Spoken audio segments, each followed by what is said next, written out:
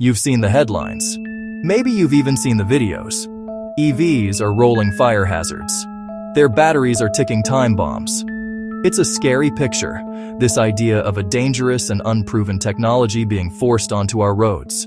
That fear is real, and it might have even made you second-guess the whole electric revolution. But what if I told you the most dangerous part of an EV isn't the battery at all? We've dug into the latest crash test data and the most comprehensive reports on EV fires to give you the unvarnished truth. What we've found will surprise you, and it will challenge a lot of what you think you know about the safety of electric cars. So, how safe is that EV in your neighbor's driveway or the one you're thinking about buying compared to a traditional gas car? The answer isn't what the sensational headlines want you to believe. Let's cut through the noise and get to the facts. The truth about battery fires, cutting through the smoke. Let's start with the number one fear: fire. We've all seen the dramatic videos of an electric car engulfed in intense, almost alien-looking flames. It's terrifying, and it feeds the narrative that the giant battery under the floor is just an unstable time bomb. This fear is all about a process called thermal runaway. Basically, thermal runaway is a nasty chain reaction inside a lithium-ion battery. If a single battery cell gets damaged in a crash or has a defect, it can overheat. Once it gets hot enough, sometimes starting between 130 and 200 degrees Celsius, the materials inside start breaking down and releasing flammable gases. This breakdown creates even more heat, which causes more breakdown in a vicious, self-sustaining cycle. Eventually, the cell can burst, igniting those gases and spreading to the next cell and the next like a string of firecrackers. It's a genuinely frightening process. But here's the critical piece of the puzzle the headlines always leave out: context. How often does this actually happen? And more importantly, how does it compare to the car you're probably driving right now? When you look at the data, the whole rolling fire hazard narrative just falls apart. A comprehensive study using data from the National Transportation Safety Board found that for every 100,000 vehicles sold, fully electric vehicles were involved in about 25 fires. Now hold that number. For gasoline-powered cars, that number is 1,530, but it gets even crazier. For hybrid vehicles, which have both a gas engine and a high-voltage battery, the number skyrockets to 3,474 fires per 100,000. Based on that data, a gas car is over 60 times more likely to catch fire than an EV, and a hybrid is nearly 140 times more likely. The data is consistent across the globe. Research from Sweden found that fires in gas and diesel cars happened about 20 times more often than in EVs. A study from Australia's Department of Defense put the chance of an EV battery fire at just 0.002% compared to a 0.1% chance for a gas-powered car. The reason is simple. A gasoline car is literally powered by thousands of controlled explosions a minute, pumping a highly flammable liquid through a hot engine and exhaust system. There are tons of places fuel leaks, oil leaks, overheating parts where a fire can start. An EV has far fewer potential ignition points and is packed with safety systems, from fire-resistant materials to advanced software that shuts things down if it detects a problem. The novelty of an EV fire makes it a headline. The everyday occurrence of a gas car fire means it almost never gets reported. Okay, so EV fires are dramatically less common. But that doesn't mean the danger is zero. A real concern that has emerged is the challenge these fires pose to firefighters. This is the other side of the fire issue that deserves our attention. When an EV battery does go into thermal runaway, it creates a situation that first responders are still adapting to. The fires burn incredibly hot, sometimes reaching over 1,000 degrees Celsius, or nearly 2,000 degrees Fahrenheit, which is significantly hotter than a typical gas fire. This intense heat is one reason they are so difficult to tackle. The real problem is the self-sustaining chemical reaction. With a gas fire, you remove the fuel source and the fire goes out. With an EV fire, the fuel is the reaction happening inside hundreds of sealed battery cells. Dousing it with water might knock down the visible flames, but it often can't cool the core of the battery enough to stop the chain reaction. This leads to something rarely seen with gas cars: reignition. A fire crew can spend hours on a scene, think the fire is out, only for it to flare back to life hours or even days later.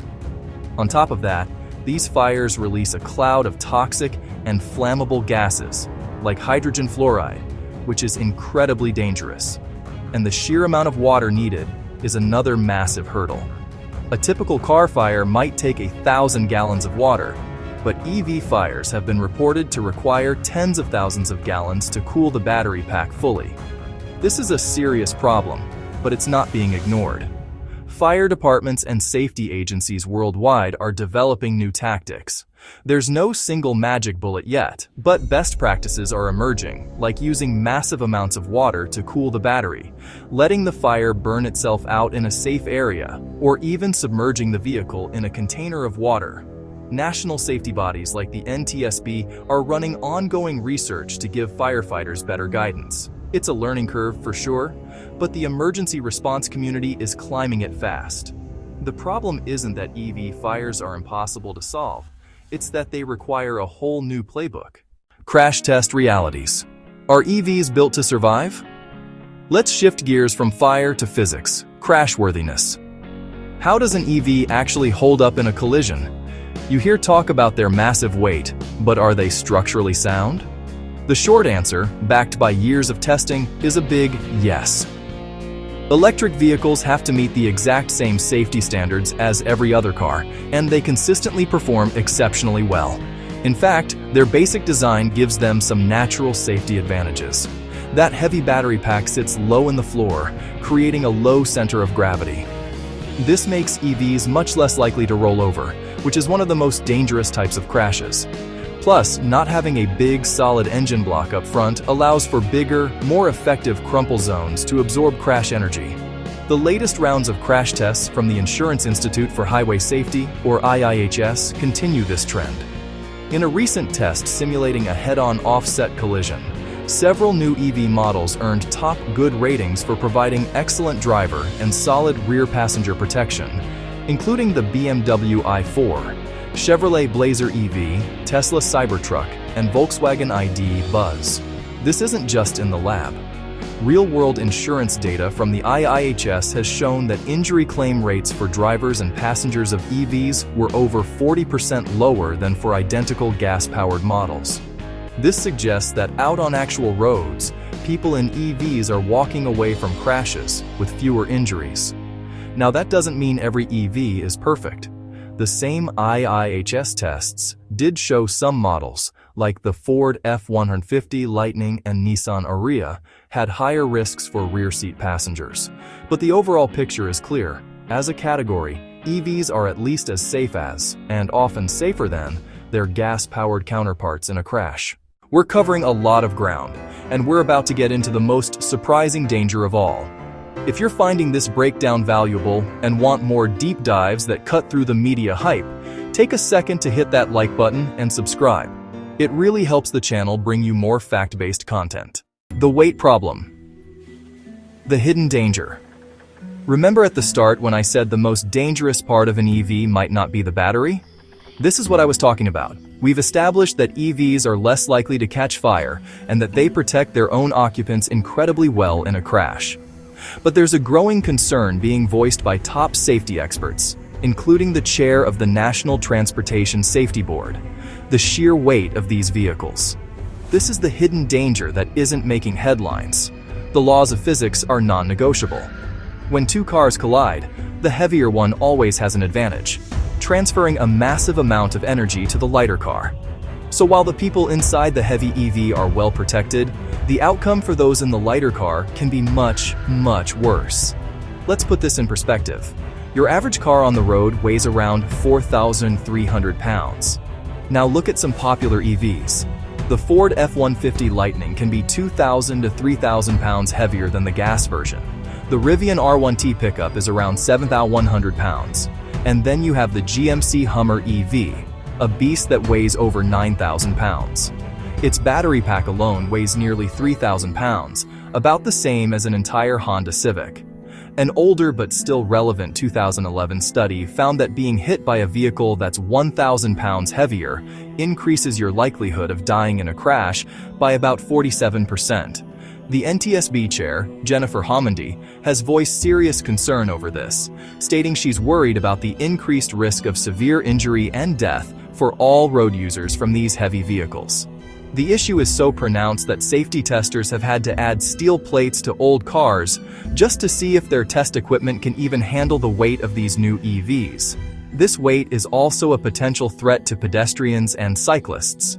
While any car is dangerous to a person on foot, today's giant EVs often combine immense weight with breathtaking acceleration, a combo the IIHS calls a double whammy. If that extra mass means it takes even a fraction of a second longer to stop, it could have fatal consequences. Even our infrastructure, like highway guardrails, was designed and tested for the vehicle weights of decades ago. It's not clear if they can successfully contain a 9,000-pound truck at highway speeds. This is the uncomfortable truth of the EV safety debate. While you are probably safer inside an EV, the big question is, does that safety come at the expense of everyone else? The autopilot paradox. Safer or a scary gimmick? Finally, let's tackle the other elephant in the room, driver assistance systems, often called autopilot. You've seen the scary stories of drivers sleeping at the wheel and the shocking crashes blamed on the technology. So, are these systems a dangerous gimmick, or are they actually making us safer? To answer that, we have to look at the biggest data set out there, which comes from Tesla. Tesla regularly releases safety reports comparing the crash rate of their cars when autopilot is on versus when it's off. And the numbers are frankly astonishing. According to Tesla's reports from late 2024 and into 2025, they recorded one crash for every 5 to 7.5 million miles driven with autopilot engaged. For drivers not using autopilot, that number was one crash for every 1 to 1.4 million miles. Now, let's bring in the national average. According to the latest data from the NHTSA, there's a police-reported automobile crash in the US about every 700,000 miles. The data consistently shows that a Tesla on autopilot is several times less likely to crash than a human driving on their own, and far less likely to crash than the average car on the road. Of course, critics correctly point out this data isn't perfect. Autopilot is used mostly on highways, which are statistically safer than city streets, and that can skew the numbers. These are valid points. However, the trend is undeniable. The paradox is that while the handful of dramatic failures get all the media attention, the millions of successful, incident-free miles go completely unnoticed. The technology isn't perfect, and we are a long way from true, unsupervised self-driving. But when used as it's intended, as a driver assistance tool that requires your full attention, the data strongly suggests it makes driving significantly safer. So, after cutting through the hype, what's the verdict? Is your EV safe? The data is overwhelmingly clear. Yes. In some of the most critical ways, it's even safer than the gas car you're driving now. The fear of battery fires, while dramatic, isn't backed up by the statistics. EVs are far less likely to catch fire than both gasoline and hybrid vehicles. In a crash, their design gives them an edge, leading to great safety ratings and fewer real-world injuries. And systems like autopilot, despite the headlines, are shown by the data to be statistically safer than an unassisted human driver. However, the picture isn't perfect. The challenges for first responders dealing with EV fires are real and demand new tools and training. And maybe most importantly, the massive weight of many new EVs poses a genuine threat to everyone else on the road, an issue that regulators and automakers absolutely must address. But that's what the data says. What do you think? Did any of this change your perspective on EV safety? What are your biggest concerns? Drop your thoughts in the comments below. Let's have a real, fact-based conversation. And if you enjoyed this breakdown, make sure you're subscribed for more deep dives that get straight to the facts. Thanks for watching.